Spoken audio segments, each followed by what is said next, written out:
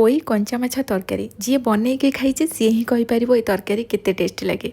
आपण मैंने पोई बहुत प्रकार रेसिपी बनईके खाइथिबे आ माछरे तो आपण मान सहित बहुत भेराइटी रेसिपी मु शेयर कर सारी। पोई रे चिंगुड़ी माछ मुंड पकईकी भी आम तरकारी तैयारी करती किंतु पोई कंचा माछर ए कॉम्बिनेशनटा केबे जदि बनई नांती सतरे थरे बनातु बनइले ही जानि परिबे केते टेस्टी लगे। निहाती भाबरे ट्राई करिवे सेति वीडियो को एंड जाई देखंतु। रेसिपी पसंद आसिले प्लीज वीडियो को लाइक शेयर करदेबे। चैनल नुआ थिले सब्सक्राइब करनेबे। फेसबुक पेज रे देखुथिले निश्चित भाव में फॉलो करनियंतु।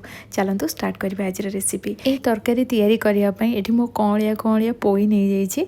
ए भलिया कौळिया हितिबो एटा खाइबा पई भी बहुत बढ़िया लगे। तो ता पत्र को भल भाव में धोइला परे पूरा चुन चुन करिकि काटिकि आमे रखि नबा। आ पोईर नाड़ को देखंतु काटिला परे मझिरु टिके टिके एमती कट लगेबा। जोडा मोटा पीस थिबो ना ताकू एमती मझिरु टिके टिके कट लगेबे किंतु कौळिया थिले ताकू कट लगेबेनी एमती छाडी देबे। आ आलू को टिके मोटा पीस रे आमे काटिबा। एठी आलूर चोपा रखिकी मु काटिछि मोटा पीस रखिछन्ती सेति मझिरु टिके एमती हल्का कट लगे देछि जा फल आलूटा बहुत जल्दी बहुत भल भाव में सीझीजिव। तो एबे चलंतु माछ को रेडी करनबा। एठी मु 5 पीस माछ नेछि। एबे एथिरे हळदी गुंड अल्प पकेइबा। राग लंका गुंड सहित Kashmiri red chilli powder mix करके मु अल्प पकेइली। जीरा गुंड गोटे छोट चामच, धनिया गुंड गोटे छोट चामच पकेइबा। ई छोट चामच रे चामच रो 1/4 भलिया गोलमरिच गुंड मु इथरे ऐड करथिली। एबे एथिरे अदा रसुण पेस्ट पकेइबा। कंचा सोरिष तेल 2 चामच पकेइबा। आ या पई ना मु आ गोटे मसला तैयारी करथिली। मसला तो सेमती किछि नुह पूरा सिंपल रहिबो। 1/2 चामच सोरिष, 1/2 चामच एथिरे पोस्तो ऐड करबा। एथिरे पानी दे याको मु किछ समय रखी देइथिले। तापरे याको आमे पेस्ट करके नै आसीबा। हेले इजीली एटा पूरा फाइन पेस्ट हे जिवो। तो एई सोरिष मसला को ना आपण बिल्कुल भी स्किप करिवेनी। सोरिष सहित पोस्तो पकेइबे देखिबे तरकारी रो टेस्ट बहुत बढ़िया लागिवो। तो एई मसला को माछरे पकेइ दबा। ता सहित स्वाद अनुसार लूण देला परे अधिक मात्रा रे धनिया पत्र ता सहित गोटे कंचा लंका को मुडी छेचिके ऐड करछि। एरो फ्लेवर बहुत बढ़िया आसीबो। सेति पई एथिरे आमे चिकन मसला गोटे चामच ऐड करबा। या जगह आपण किचन किंग मसला कि मीट मसला भी पकई पारिबे। एबे सब जिंस को भल भाव में आमे गोड़ेबा। तो ये मसला सब पकईकी या जदि आपण 30 मिनिट पाखापाखि एमती रेस्ट रखिदेवे तापर तरकारी तैयारी करेंगे। तरकारी बहुत बढ़िया टेस्ट लगे। जदि भी समय नहीं 5-10 मिनिट रखी दिंतु तापर तरकारी तैयारी करेंगे। तो ये सब जिंस को मिक्स कलापर यह कभर करके मु 30 मिनिट एमती रेस्ट रखिदेली। तापर तरकारी तैयारी कली।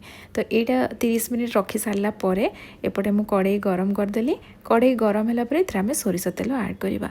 तेलर मात्रा आपण हिसाब से आप कम अधिक रखिपारे। एबे तेल को भल भाव में गरम करवा। तेल गरम है गैस फ्लेम मीडियम रखा। एथिरे गोटे छोट चामच पंचफुटण पकेइबा। पंचफुटण पकेइले ना यार फ्लेवर बहुत बढ़िया आसीबो। फुटण भल भाव में फुटीगला एथिरे आम 3टा सुखिला लंका और 3टा कंचा लंका पकेइबा। सुखिला लंका एठी आम केवल छुंक पई यूज कले एटा तो राग हबनी किंतु कंचा लंका रे ना मु टिके कट लगेकी पकेइथिली। ए तरकारी रे कंचा लंकार फ्लेवरटा बहुत बढ़िया आसे। राग जति पसंद करती आप से अनुसार कंचा लंका नहीं जाए। एमती भी आम धनिया पत्र सहित मिक्स करके कंचा लंका पकईले। एबे गोटे पियाज को पतला पतला लंबा करी काटिके एथिरे ऐड करबा। आ पियाज को आम अधिक भाजबानी हल्का यहाँ सॉफ्ट हो तापर एथिरे आलू पोई को पकेइबा। गैस फ्लेम मीडियम रखिकी ये सब जिनस को खोला ही एमती आम भाजवा। ये सब जिनस भाजवा भितर देखिए पियाज आउ टिके भाजी हो। पूर्वर ये आम सब मसला पकई तो एबे आउ किछि मसला पकेबार नहीं। केवल आम हलदी गुंड लंका गुंड पकेइबा। तो ये मो हलदी गुंड राग लंका गुंड ता सहित काश्मीरी रेड चिली पाउडर पकईली जहाँफल तरकारी कलर बहुत बढ़िया आसिबो। राग जदि अधिक पसंद करते आप राग लंका गुंड को ये स्किप करेंगे कारण कंचा लंका अलरेडी आम पकई सारी राग पाई। एबे आम ये स्वाद अनुसार लुण देदबा। पूर्वर माछरे भी आम लुण पकई तरकारी जी लुण दरकार मुझे टाइम पकईदेली। सब जिनस को भल भाव में मिक्स कलापर माछ को आम गोड़ेक रखिले ताकू इथरे ऐड करवा। आउ माछ पकईला परे एठी मु गैस रो फ्लेम हाई रखिली। आउ हाई फ्लेम रे ना 1 मिनिट पाखापाखि छाड़ीदबा। तापर माछ को आम उल्टे नबा। तो ये देखो 1 मिनिट हो गला। एबे आम माछ को उल्टे नबा। तापर गैस रो फ्लेम मीडियम रखिबा। प्रथम रो आम हाई रखिथिले एबे मीडियम फ्लेम करके याको आम कभर करनबा। आउ 1 ରୁ 1.5 मिनिट पाखापाखि एमती ताको मु छाड़ी देइथिली। तापर कभर ओपन करके पुणी याको आम उल्टे नबा। ए प्रोसेसटा करबा द्वारा माछरे जो मसला सब आम पकईथिले ना सेटा टिके भल भाव में कसी हो जिवो। आ तरकारी खाइबा पई बहुत बढ़िया टेस्ट लागिवो। तो सब माछ को मु उल्टेला परे एथिरे आम गरम पानी पकेइबा। गैस रो अन्य पट चूल्हा रे ना मु पानी गरम कर देइथिली।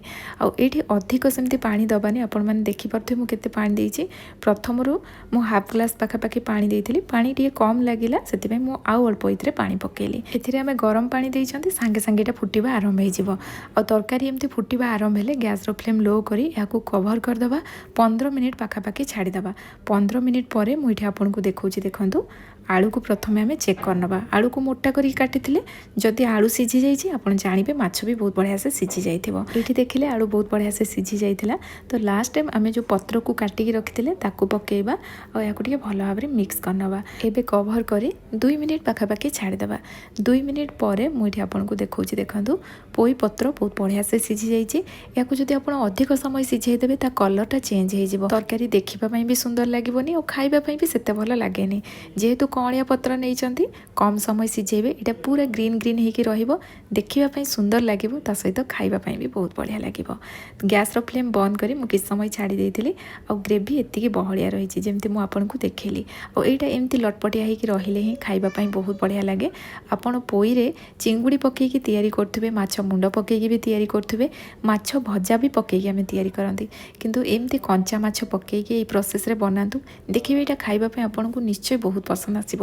ଆଜିର ରେସିପି କେମିତି ଲାଗିଲା କମେଣ୍ଟ ସେକ୍ସନରେ ଜଣାଇବେ। ଯଦି ରେସିପି ପସନ୍ଦ ଆସିଥିବ ପ୍ଲିଜ୍ ଭିଡ଼ିଓକୁ ଲାଇକ୍ କରିକି ଯିବେ। ପୁଣି ଆସିବି ନୂଆ ରେସିପି ନେଇକି, ସେତିକି ପର୍ଯ୍ୟନ୍ତ ରହୁଛି। ଧନ୍ୟବାଦ।